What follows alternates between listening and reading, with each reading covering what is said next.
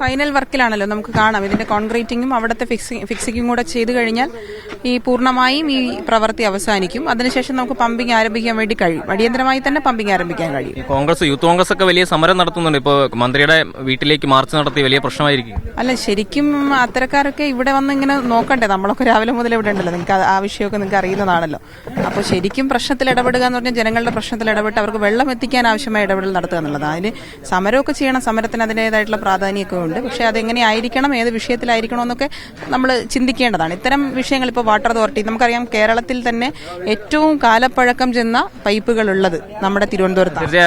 നമ്മൾ സ്റ്റുഡിയോയിൽ നിന്നൊരു ചോദ്യം വരുന്നുണ്ട്. ഇപ്പോഴും പലയിടങ്ങളിൽ നിന്നും വെള്ളം എത്താത്ത പ്രദേശങ്ങളുണ്ട്. പലയിടങ്ങളിൽ ഇപ്പോൾ നമ്മുടെ റിപ്പോർട്ടർമാരടക്കം വെള്ളം എത്താത്ത സ്ഥലങ്ങളിലേക്ക് എത്തിയിട്ടുണ്ട്. അവിടങ്ങളിൽ വെള്ളം എത്താനുള്ള ഒരു ഇടപെടൽ എങ്ങനെയായിരിക്കും? മേയറുടെ ഔദ്യോഗിക നമ്പറിലേക്ക് വിളിച്ചു കഴിഞ്ഞാൽ അവിടെയും വെള്ളം എത്തിക്കുന്നതിന് വേണ്ടിയുള്ള ഇടപെടൽ ഇപ്പോൾ കൺട്രോൾ റൂം നഗരസഭയിൽ പ്രവർത്തിച്ചുകൊണ്ടിരിക്കുകയാണ്. ആ നമ്പർ ദയവായി സ്ക്രോൾ ചെയ്യുക. അതിലേക്ക് ജനങ്ങൾ വിളിച്ചു കഴിഞ്ഞാൽ ഉടനെ തന്നെ വെള്ളം എത്തിക്കാൻ വേണ്ടി കഴിയും.